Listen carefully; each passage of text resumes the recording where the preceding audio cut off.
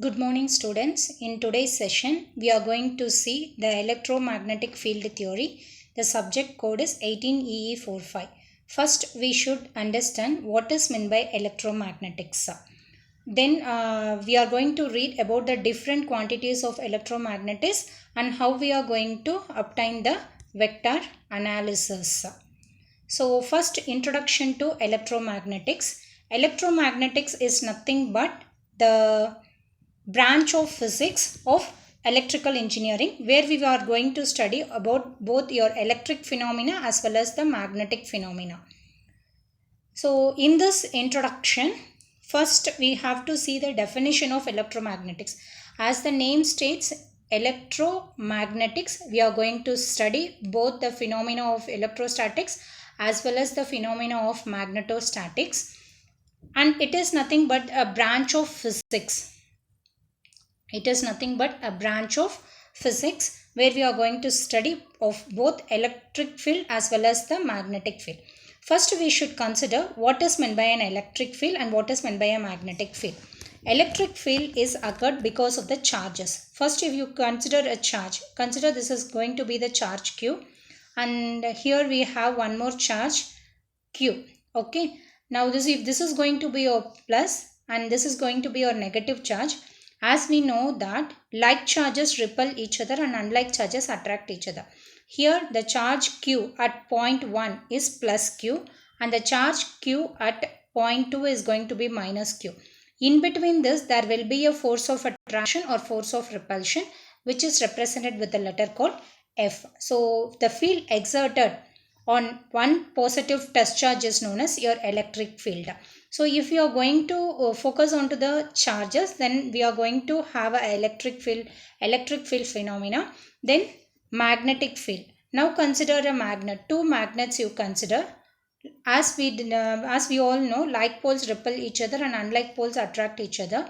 So when you have a magnet, only one magnet if you are having, around this there will be a magnetic field exerted. Similarly, when you have another magnet, there will be a field exerted around this magnet. So this field is going to provide either a force of attraction or force of repulsion depending upon the poles available at both the ends. This is going to be your starting end and this is going to be your trailing end. So based on the poles available at the starting end and the trailing end, you are going to obtain a magnetic force F.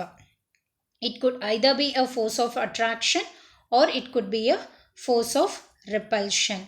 So electromagnetics is a branch of physics in an electrical engineer where we are going to study about both your electric phenomena as well as your magnetic phenomena.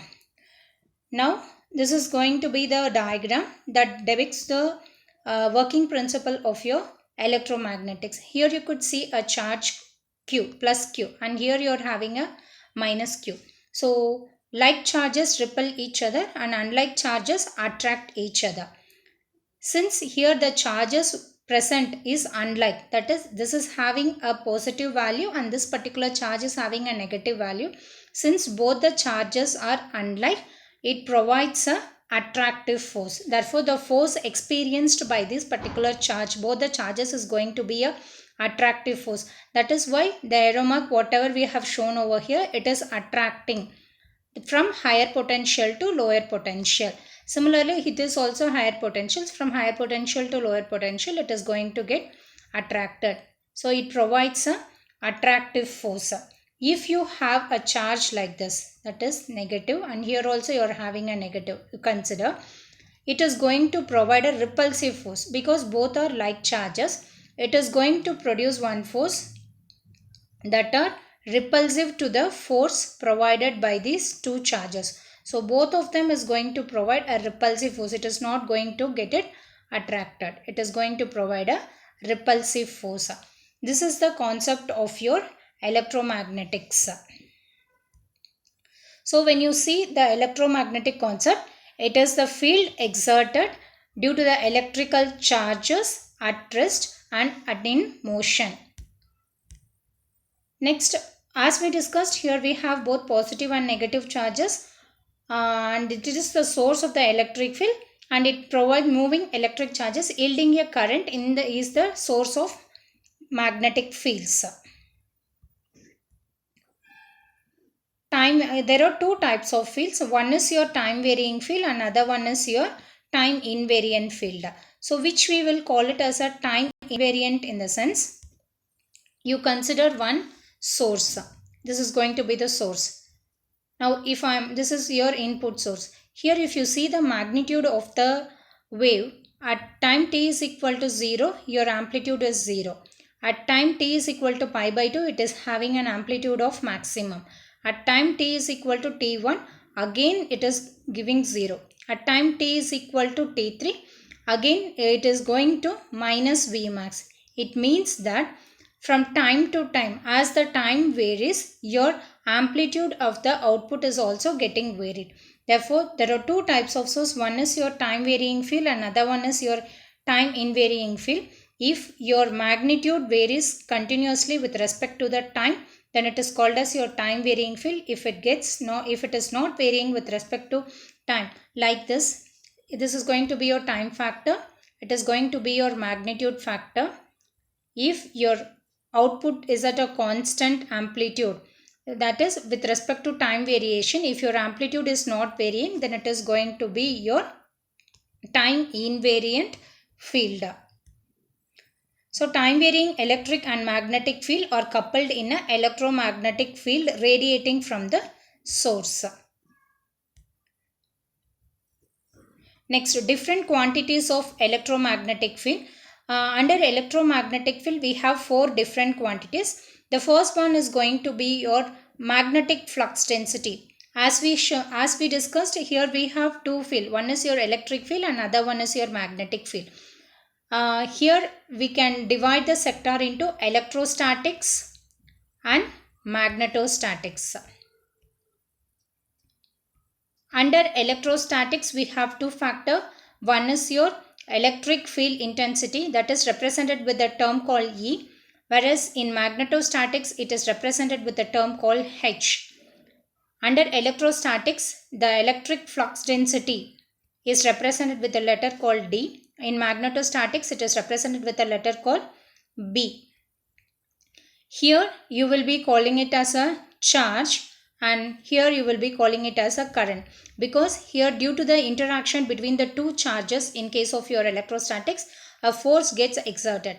Whereas in case of magnetostatics, when you pass a current through the coil, it creates a flux and it starts to store the energy in the form of a magnetic field. Therefore, we have 4 different quantities, 2 quantities from electrostatics and 2 quantities from magnetostatics.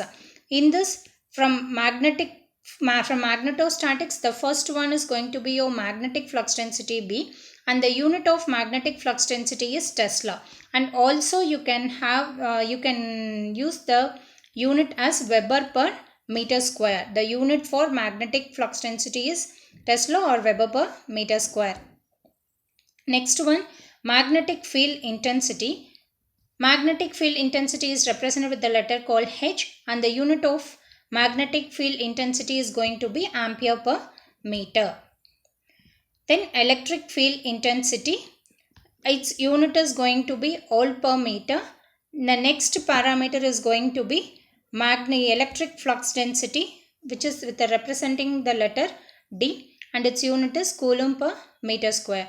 Therefore, we will get 4 different quantities in electromagnetic field, 2 quantities under electrostatics and 2 quantities under magnetostatics. The third and fourth quantity falls under your magnetostatics. The first 2 quantity, that is magnetic field intensity and magnetic flux density, falls under magnetostatics.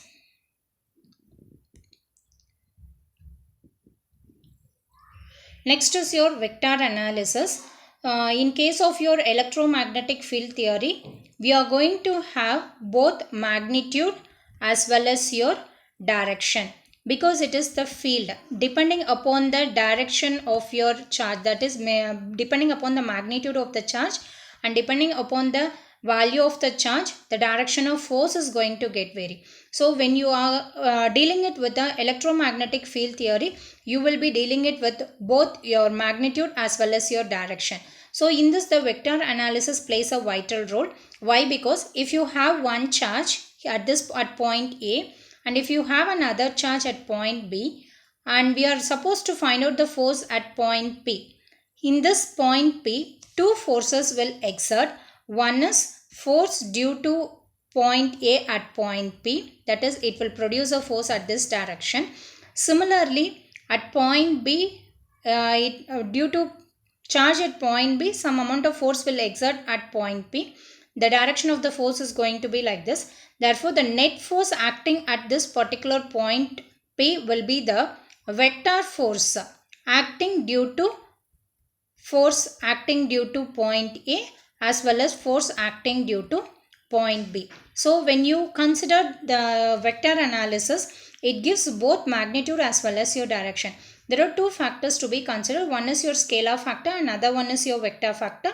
Here we are going to deal with the vector analysis, where we are going to deal it with both magnitude as well as the direction.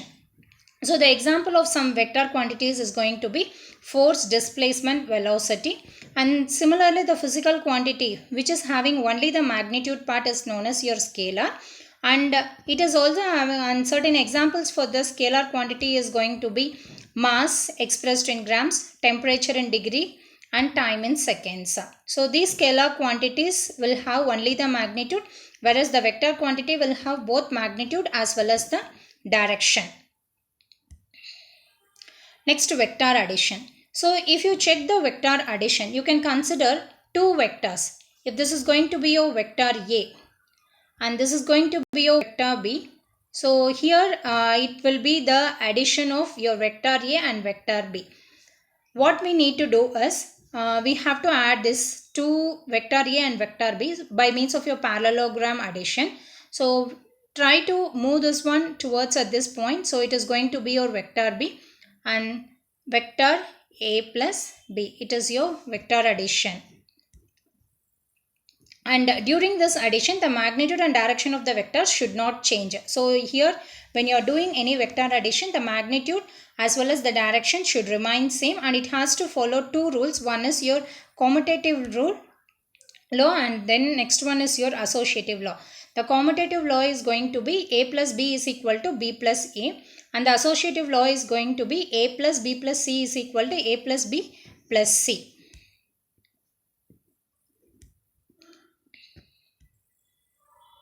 Commutative law. First we will prove the commutative law. A plus B is equal to B plus C.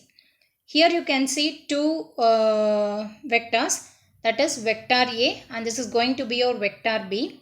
Now I am going to add vector A plus vector B. So this is going to be my A vector plus B vector. Now if you consider, this is going to be your A vector and this is going to be your B vector. B vector plus A vector means from B vector the A vector is added, and we should provide the arrow mark like this. So it is going to be your B vector plus A vector. So it has been proved. Next is your associative law. Associative law is A vector plus B vector, A vector plus B plus C equal to A plus B plus C. So you have to prove your LHS is equal to RHS. You could see here two diagrams. First one is going to be, it is going to be your A vector, and this is going to be, it is going to be your A vector and this is going to be your B vector. So what is the first law we have to do it? A plus B plus C. So here it is, if this is going to be your C vector, first we should add B plus C. When you add B vector plus C vector, you are going to get, this is going to be your B vector plus C vector. To this vector, you have to add your A vector. When you add, you will get this vector addition. Again, you have to prove it is equal to A plus B plus C vector. Here first, when you see your RHS, in this, we need to consider A plus B first. That is, you have to add A vector plus B vector first, and then you have to, with the resultant addition, you have to add your C vector. Now in this case, it is going to be your A vector and this is going to be your B vector. First we need to add a vector plus b vector. So by adding a vector plus b vector, we will get a vector plus b vector. Then to this resultant addition, the c vector needs to be added. So to this vector, if this c vector is added, you will get a resultant vector addition as a vector plus b vector plus c vector.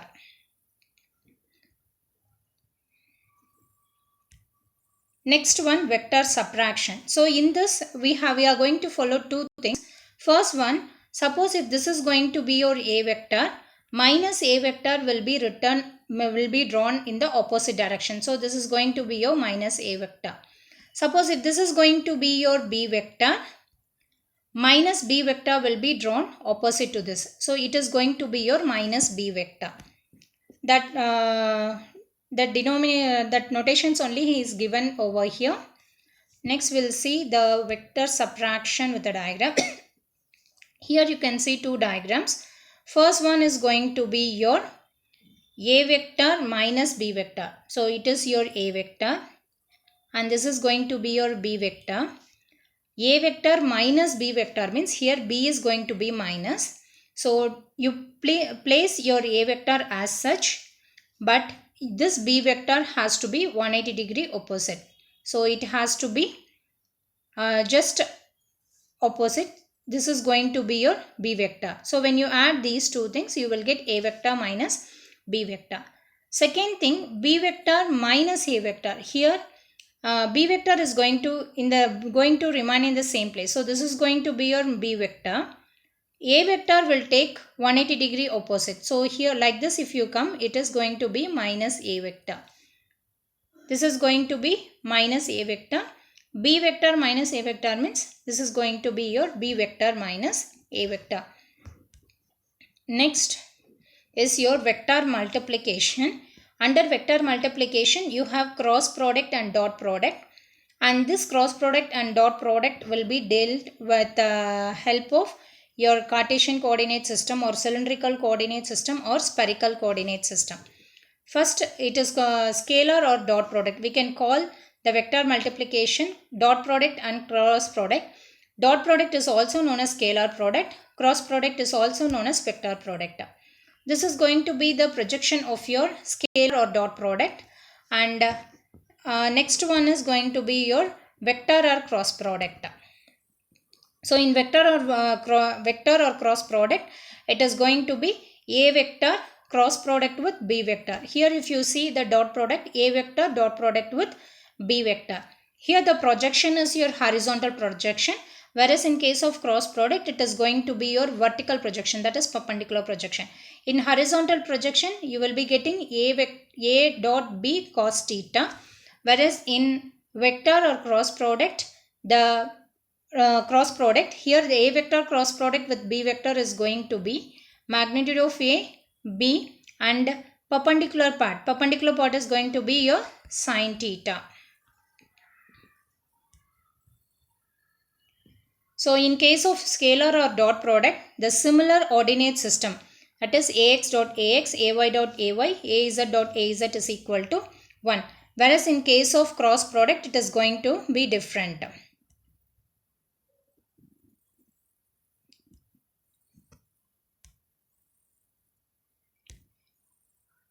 So scalar or dot product, it obeys a commutative law, that is a vector dot product with b vector is equal to b vector dot product with a vector. A vector dot product with b vector plus c vector is equal to a vector dot product with b vector plus a vector dot product with c vector. Next is your cross product. Here if you see here, in case of your scalar or dot product, it is going to be ax dot ay, ay dot az, ax dot az. That is, if you have a different ordinates, then the output is going to be 0. If you have a same ordinates, that is ax dot ax, ay dot ay and az dot az, the output is going to be 1.